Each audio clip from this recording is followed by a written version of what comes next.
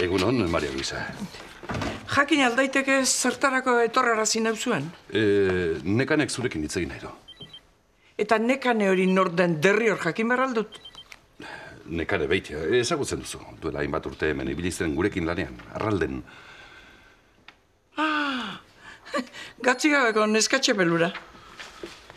Neska hura gaur egun, gure nagusia da, Andoni zen bezalaxe. Zuen nagusia? Bueno, zuen nagusia izateko ez da asko jakin beharkota. Enekien ertzantzan gauzak hain gaizki zeudenik. Egunon, Maria Luisa Galardi.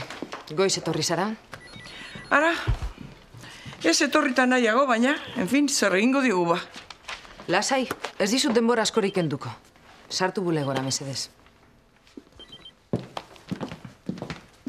Zertarako ekarri nauzuen argituko didazu noski? Enaiz bueltaka ibiliko. Gogoratzen zara non zeunden, Estefania tirokatu zuten gauean?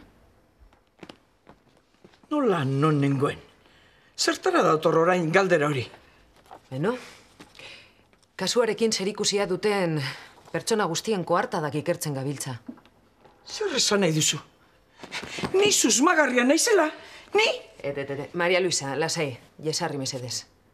Tirokatu zutenean, Estefania kasua irabazten zebilen. Hiltzuten gauean, pentsio zistrin batean egin behar izan nuen lo. Hain zuzen, niri ondasun guztiak kendu zizkidan emakume zikin horren erruz. Baduzu lekukorik? Ara, nik ez dakizuk zer ohitura dituzun, baina nik bakarrik egiten dut lo, ez lekukoekin. Gauzak errezago izango dira horrela ipintzen ez bazara, Maria Luisa. Baina nola gartxea nahi duzu? Beno, nahikoa da. Ez dut gehiago zurekin hitz egingo. Nire abokatu aurran ez badago bintzat. Gura dozun moduan. Enuen ezer ofizial egiteko asmorik, baina behartzen banauzu egin egingo dut.